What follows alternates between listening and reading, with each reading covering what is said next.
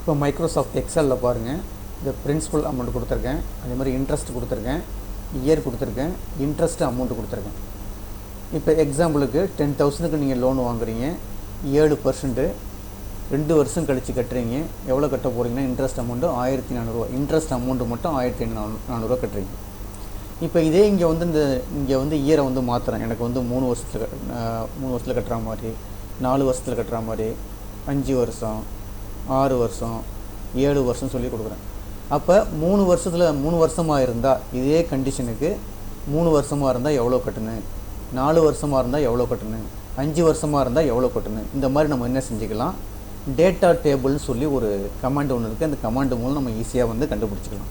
அப்போ இந்த டேட்டாஸை அப்படியே செலக்ட் பண்ணிங்க. இங்கே தான் நம்ம கண்டுபிடிக்க போகிறோம். இந்த டேட்டாஸை அப்படியே செலக்ட் பண்ணிங்க. செலக்ட் பண்ணிவிட்டு வாட் இஃப் அனலைஸ்ன்னு சொல்லி ஒரு கமாண்ட் இருக்குது, ஜஸ்ட் கிளிக் பண்ணிங்க. கிளிக் பண்ணிங்கன்னா அதில் போய் டேட்டா டேபிள்னு இருக்கும். அந்த டேட்டா டேபிளை சூஸ் பண்ணிங்க. சூஸ் பண்ணிவிட்டு ஃபஸ்ட்டு இதை வந்து எம்டியாக விட்டுடுங்க. ரோ இன்புட் செல் தேவையில்லை, காலம் இன்புட் செல்லு அதை தான் நம்ம கண்டுபிடிக்க போகிறோம். இந்த காலம் இன்புட்ஸில் தான் கண்டுபிடிக்க போகிறோம். எங்கே இருக்குது, H2ல் வந்து ஸ்டார்ட் ஆகுது. H ரோ, அதுமாதிரி 2ல் வந்து காலம்.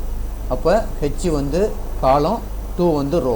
ஓகேங்களா? அப்போ H2ன்னு சொல்லி கொடுத்துருங்க. அப்போ இந்த இடத்துல வந்து H கொடுத்துருங்க. Hங்கிறது காலம், 2ங்கிறது ரோ, 2வது ரோவில் இருக்குது. கொடுத்துட்டு ஜஸ்ட் ஓகே மட்டும் கொடுத்துட்டிங்கன்னா உங்களுக்கு ஆட்டோமேட்டிக்காக வந்துடும். இப்போ பாருங்கள், 3 வருஷம்னா எவ்வளோ கட்டணும், 2100 கட்டணும்.